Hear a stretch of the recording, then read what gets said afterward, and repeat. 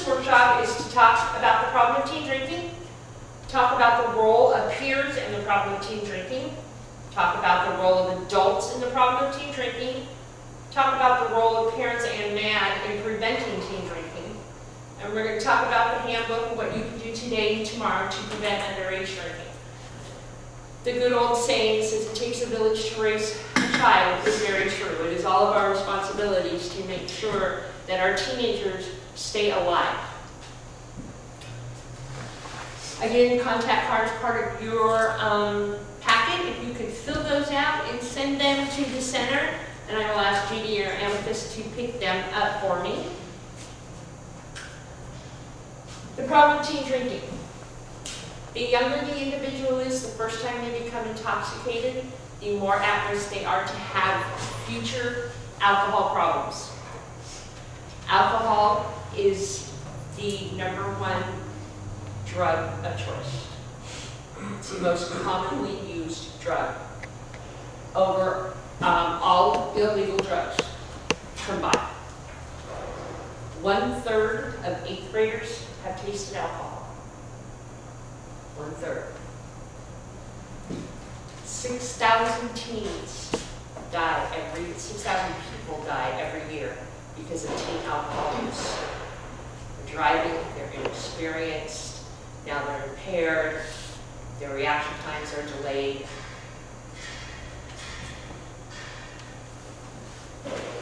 The role of peers in teen drinking. Parents need to stop worrying about their teen associating with the bad kid and focus more on educating teens about the misperception that everybody is drinking. Not everybody is drinking. Only 1 in 3 actually drink. The role of adults. Some adults think that if they allow their teen to drink at home, that it will deter them from drinking outside the home. Multiple studies in both the United States and Europe have consistently shown that teens who are allowed to drink in their home will drink in larger quantity and more often outside the home when their parents are not around.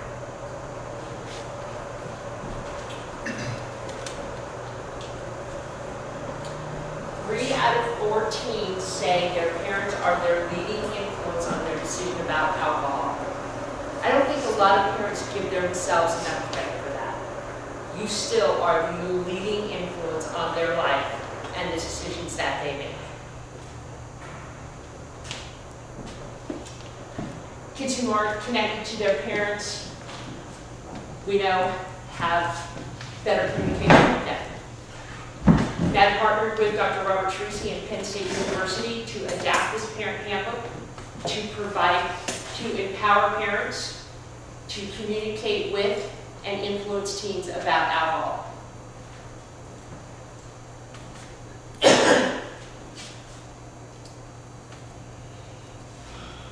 This is Dr. Robert Tracy.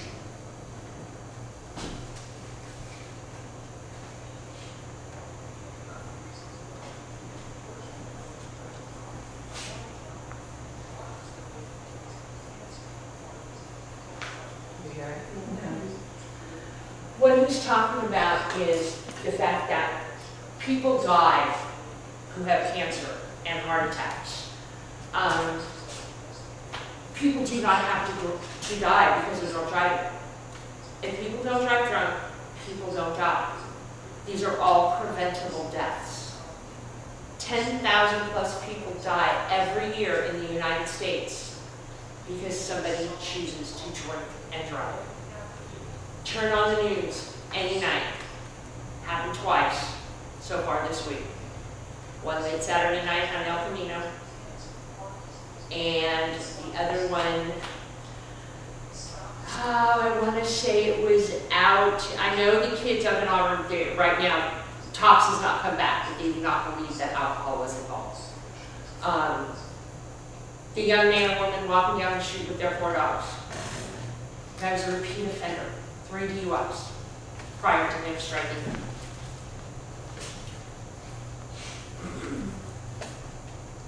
This is MADD's parent parent handbook. We're going to go a little bit through this. I obviously can't go real into depth with it because there's a lot of information, so I'm just going to give you some of the highlights that, that are inside of it. These are the chapters. The first one is introduction, your teen's world, what style of parent are you, talking about alcohol, helping your teen make good choices, promoting a safer community. I'm going to, excuse me, I'm getting over this cold. I'm going to share a story with you from a mom by the name of Debbie Taylor, and it's about her son. Casey, my eldest, was what you'd call a good kid. An honor roll, in marching band and choir, he wrestled and played football. Casey's father had a drinking problem, and Casey knew it contributed to our divorce. That gave me a false sense of security. I believed he had seen the problems alcohol could cause and was mature enough to handle drinking, but I was wrong. Casey was 18 the night he and his friends stopped at a drive-up liquor establishment that didn't card underage buyers. They bought rum and decided it would be fun to see how much just one person could chug. That person was Casey. Around noon the next day, a police officer came to my door. It was the standard conversation. I'm sorry to inform you that your son Casey has died. No, that can't be right, I said. It took 2 days for the coroner to get back to me and confirm that Casey's blood alcohol content was 0.41, more than 5 times the legal limit. If I had it to do all over again, I would have made my message very clear. When I found that bottle of rum Casey had hidden in my garage, I would have not thrown it away and said nothing like I did. I would have taken it out and set it on my kitchen counter. Then we would have discussed why I did not want him drinking, sitting there and looking at each other. I would have spoken to him about alcohol more often. It's all about communication. Again, you are the leading influence on their decisions, whatever that decision is in their life. Your teen's world. Teens think in the here and now without regard for consequences. They are strongly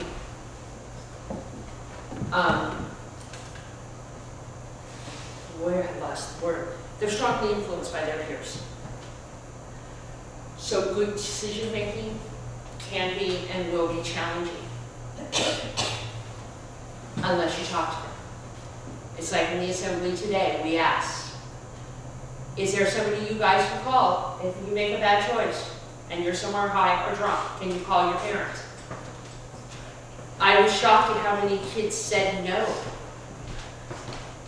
Again, are they going to be happy that you're drunk or you're high somewhere? No. Are they going to be happy to get out of bed at midnight, 2 o'clock in the morning, come and get you? No. But they would much rather do that than have somebody knock at your door and tell them that you're dead. No good news comes when a phone rings late at night.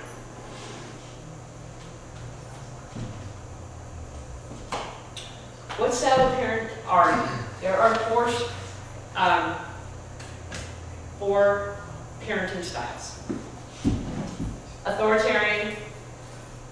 Anybody know what that is? My way or the highway. Overprotective. I'm going to do everything for you so that I know that it's done right. And so when the kid goes out to the real world, they go, nobody prepared me for this. Permissive parenting style. Go figure it out yourself, you gotta learn. Give me a call if you get in trouble. And then of course there's positive parenting. Those parents that communicate, those parents that have conversations, those parents that know their kids' friends, know where they live, know their parents, their contact information. Trust me, my daughter says, Mom, I'm going to Jill's house to spend the night. I know Jill's mom.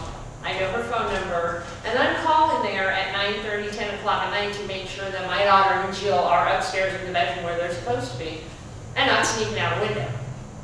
Because nothing kids are doing today is probably nothing that we adults didn't do when we were little.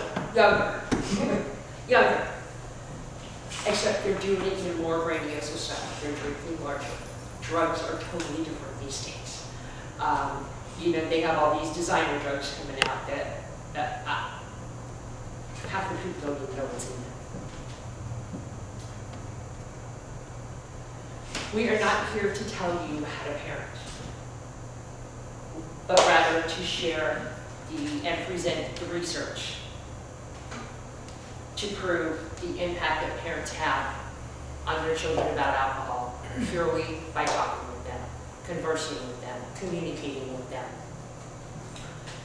The handbook provides techniques for parents to have conversations with their kids. More important, to set clear and appropriate rules and consequences about alcohol. They have to have consequences. You have to enforce them. It's like the 2-year-old kid, you keep saying, don't touch that, I'm gonna slap your hand. Don't touch that, I'm gonna slap your hand. 400 times later, the kid's like, yeah, whatever. And kids do want consistency in their life. They do want discipline. They'll never tell you that, but they do. How are you going to handle questions about your own underage drinking experiences? Sorry, folks, that's not in the handbook. That's something that you guys are going to need to decide. I'm pretty honest. I share my experiences with my kids. I wasn't the world's best kid. I don't have a halo over my head. I'm never going to tell you that I didn't do drugs growing up. I'm never going to tell you I didn't drink and drive. Until in 1986, my 20-year-old fiance was a very drunk passenger of the truck. And the driver hit an oak tree, and it was trapped between the oak tree and the seat of the truck that he sat in. I saw him that morning when I went to work, and the next time I saw him, he was in a box. And I wouldn't wish that on anybody, and I wouldn't wish that on any parent. We're supposed to bury our parents. They're not supposed to bury us. Helping your teen make good choices. Providing them alternatives about both drinking and riding with an intoxicated driver. 9 out of 10 times, the drunk driver always lives. The passenger always dies. We don't know why that is, especially if they're out partying together, everyone's flipping like a fish. Haven't figured that out, other than the fact that the driver, if he's going to hit something, probably turns away from whatever the object he's going to hit, and so the passenger takes the brunt. We're not sure.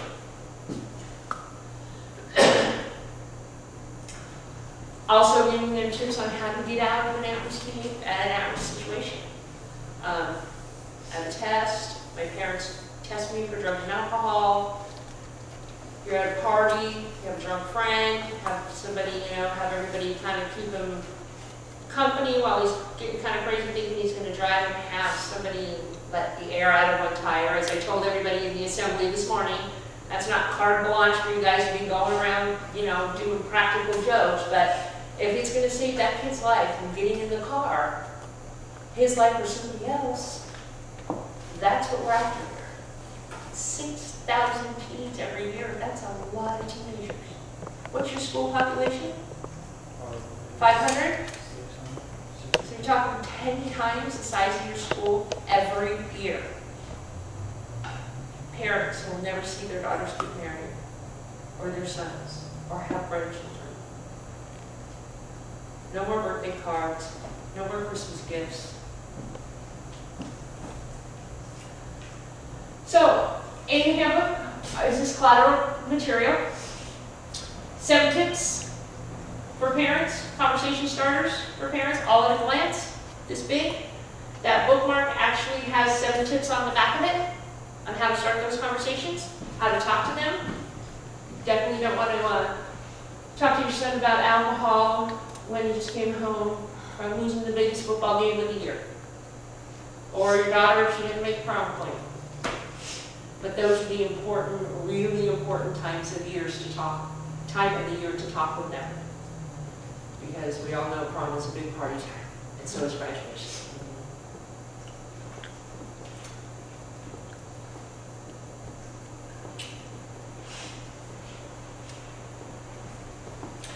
I'm not going to play the video, because the audio, because you can't hear it anyways. I will explain it. So what this graph shows, treatment in red is the parents who use the handbook.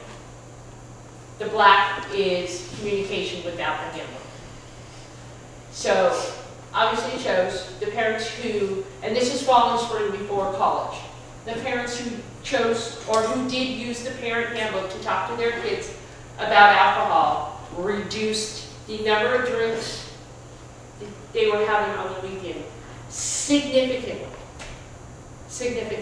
just by using the techniques that are in this handbook.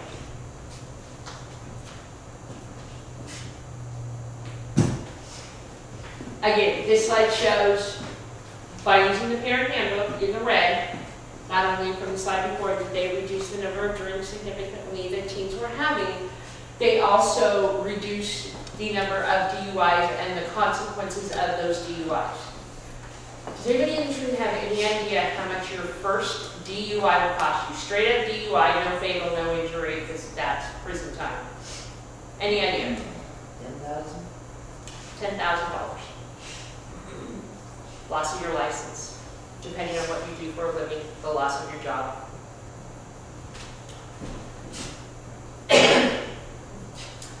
This slide shows below average, a household of below average communication and above average communicators.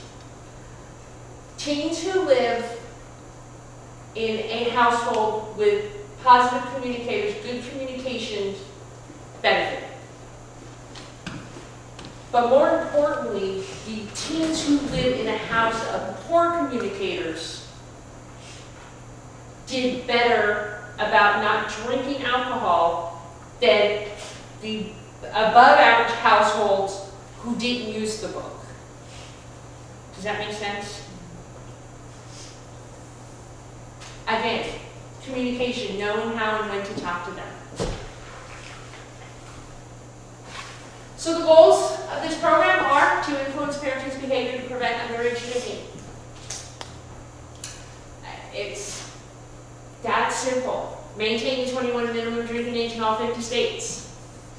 Every state in our union is 21. And to engage supporters to carry on MAD's life-saving work, such as our volunteers, because without our volunteers, MAD would cease to exist. Staff is minimal. We pretty much run on a skeleton crew. But I'll tell you, I have some of the best volunteers in the world, and without them, I would not be able to do my job. This is a website, MAD's Underage Drinking website. That is at mad.org. There is also a website for parents to go and ask any questions they want and get real live answers back from trained, qualified therapists about their kids and alcohol and drugs. MAD's just now stepping into the arena of drugs. It's always been alcohol. Impairment is impairment. Whether it be alcohol is just a legal drug. So feel free to visit that website, get all the information that you would like. On the left-hand side, you've got the Power of Parents, Strengthening Families, why 21, why the law is 21. Youth in Action is a program of ours. Our college initiatives and then Protecting You, Protecting Me is actually for elementary school. So in closing, I would like to thank all of you. Thank your administration, JD and Amethyst. I have had a wonderful time with you. Encourage you to talk to your kids about alcohol. Set some clear and appropriate rules and consequences that you're going to have to adhere to. So don't make it too tough on yourself that you can't do that. Let them know if they find themselves in an at-risk situation that while you're not going to be happy, to call you so that you can get them home safely, or their friends. Never leave their friends if they're intoxicated and they pass out. Always turn them on their side. And don't be afraid to call 911. Or take them to the door of a hospital.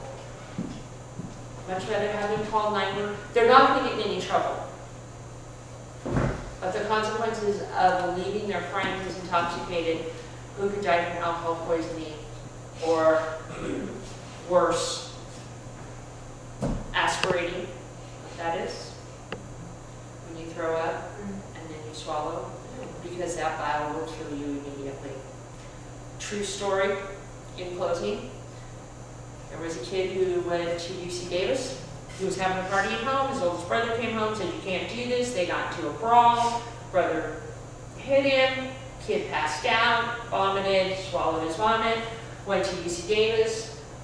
Trauma doctor came over, said, "What's going on?" They explained the situation to him, and he looked at him and said, "You know what? I am really sorry to tell you this, but the fact of the matter is he's not going to live. I'm going to go attend to another patient whose life I can save."